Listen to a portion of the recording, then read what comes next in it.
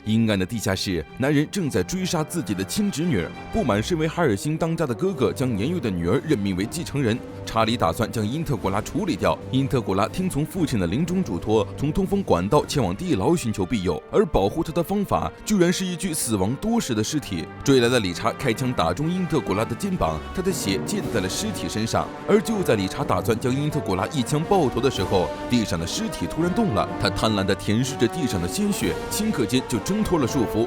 某座小镇的教堂里正在发生恐怖的一幕，牧师当着警察的面咬断了一个女人的喉咙，鲜血瞬间喷涌而出。牧师一挥手，无数的丧尸突然出现，抛弃着冲向门口的警察。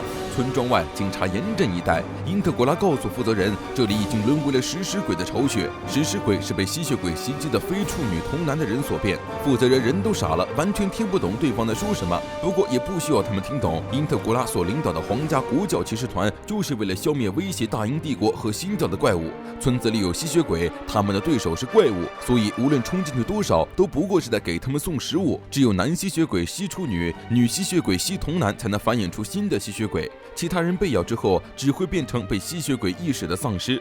果然，负责人收到了队伍全军覆没的消息。不过不用慌，因特果拉已经派出了他们的吸血鬼专家前往解决。红衣男人悠闲地走在月光下，女警塞拉斯惊慌失措地逃窜，枪支对那个怪物根本不起作用，队友顷刻间就被咬断了脖子。牧师带着大批食尸鬼追上了他，一个瞬移就将其控制在了怀里，打算将塞拉斯先惊后杀。而就在这时，自称杀手的红衣男人突然出现，牧师毫不在意的一挥手，身后的丧尸部队就开火将男人打成了筛子。牧师猖狂大笑，就这，月亮突然变成了红色，无数双眼睛在暗中张开。红衣男被打烂的组织又完好无损的回归了身体，但并非脆弱的人类，而是由骑士团饲养的吸血鬼，不死之王阿卡多。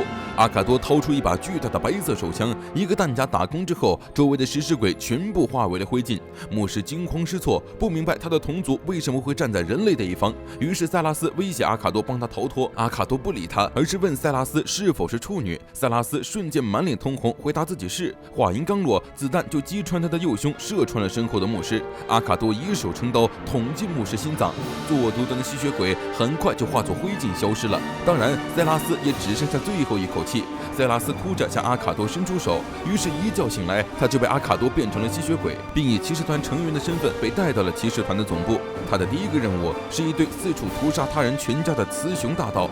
两个变态在尸体中拥吻，突然门外传来响动，男人警惕地上前查看，瞬间被密集的弹雨打穿了身体。阿卡多随后泼门而入，男人捡起地上的机枪，对着阿卡多疯狂扫射，射空了一整个弹夹之后，阿卡多依然毫发无伤。男人吓得扭头就跑，阿卡多紧随其后，打穿男人的四肢，将其钉在墙上。阿卡多以手撑刀捅进男人的心脏，喷洒的鲜血在墙上组成了十字架。剩下逃走的女人则是交给塞拉斯处置。即使在没有瞄准镜的黑夜，塞拉斯也轻松锁定了远处飞奔的目标，一枪射出，正中心脏。如此巨大的枪，他却几乎感受不到后坐力。身体的变化让塞拉斯意识到自己已经不再是人类了。最近吸血鬼造成的事件激增，而且还都是没有计划的单纯杀戮，就像是有人随意制造吸血鬼一样。英国吸血鬼的异变引起了梵蒂冈的注意，天主教是英国新教徒是异教，派出安德森神父前往英格兰剿灭吸血鬼。阿卡多和塞拉斯正在消灭一窝食尸鬼，塞拉斯暗示自己眼前的所有东西都是南瓜，于是一枪一个打得非常顺手。过度失血后，他的眼睛变成了红色。阿卡多教育他对着头和心脏开枪，这些人都不是自愿变成食尸鬼的，尽快解脱才是最好的方法。塞拉斯杀红了眼，对着食尸鬼的枪林弹雨毫不犹豫地冲上前一顿扫射，打空了子弹就上手，面露兴奋地踩爆了丧尸的脑袋，血溅了塞拉斯一身。他痴迷地伸出舌头想要舔舐手上的血，突然间一把刀从后插进了他的脖子，紧接着就被无数把刀刃贯穿。受过祝福的刀刃能对吸血鬼造成直接伤害，纸张和飞刀瞬间就铺满整条走廊，形成结界。安德森神父提着两把滴血的刀出现在阿卡多面前。与此同时，因特果拉也接到了背叛者13克入境的消息。13克既是梵蒂冈非正式特务机构，也是梵蒂冈拥有的唯一且最强的战力。而这次他们派来的人只有一个，那就是神父安德森。因特果拉立刻意识到事情的不妙，将与梵蒂冈的交涉交给沃尔特后，立刻乘飞机飞往任务地。和阿卡多一样，安德森神父也是13克的王牌，是个专门对付怪物的灭绝主义者。一旦对上阿卡多，后果不堪设想。不过他担心的并非阿卡多，而是神父。而正如如因特古拉所料，神父是抱着杀死阿卡多和塞拉斯的想法前来的。阿卡多的大名他早有耳闻，两人同时走向对方，短暂的僵持后，快速转身发动攻击。神父的双刀捅进阿卡多的脖子，自己也被对方一枪爆头。阿卡多拔出双刀去救塞拉斯，却没想到神父居然没死，两刀又捅进了他的体内。阿卡多迅速反应，折断刀刃脱身，对着神父连开2枪，却没想到这对神父完全没有作用。对方狂笑着跳起来冲向阿卡多，一番激斗之后，阿卡多被神父2刀钉在墙上，子弹从他体内挤出，再生技术能让他免疫任何伤害，如同对付塞拉斯那样，数把刀刃将阿卡多全身贯穿，随后一刀砍下了他的脑袋。骑士团的王牌就这样死在了自己的手里。神父狂笑着大声嘲讽：“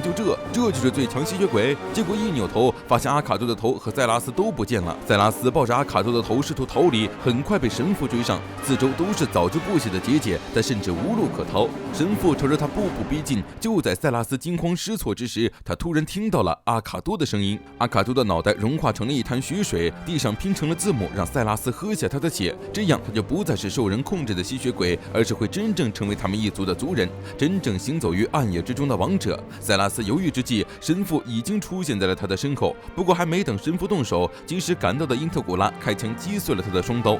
这里是骑士团所管辖之地，神父的出现严重违反了他们之间的协定。因特古拉要求神父立刻撤离，不然英国和梵蒂冈之间将会出现巨大的危机。神父当然不会将异教徒放在眼里，当场杀了2个护卫，将因特古拉逼至墙角，顺便炫耀了一波他已经砍下了阿卡多的脑袋。没想到听到这里的因特古拉突然笑了，居然只是砍下了脑袋。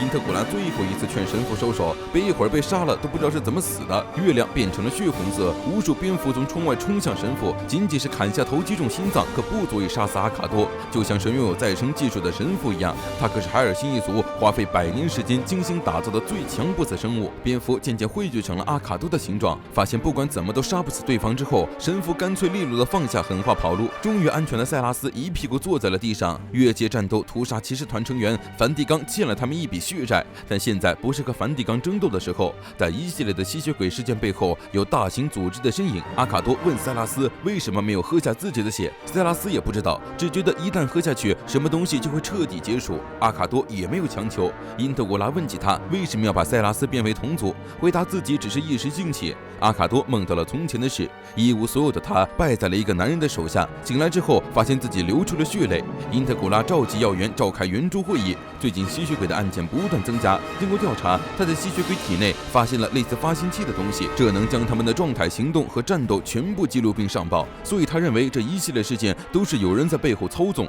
而且在事件中一只吸血鬼也没有增加，很明显是处女同男的人都变成了食尸鬼，而且食尸鬼本该是会随着吸血鬼的消灭被一同打倒的，但是在上次的事件中，神父率先消灭了吸血鬼，但大楼里却依旧满是食尸鬼。事件背后的操纵人明显熟知吸血鬼和食尸鬼。沃尔特给塞拉斯准备了睡觉用的棺材，因为塞拉斯从成为吸血鬼到现在就没喝过血，如果再不睡棺材，他的身体只会越来越弱。塞拉斯不乐意，被阿卡多骂是半吊子。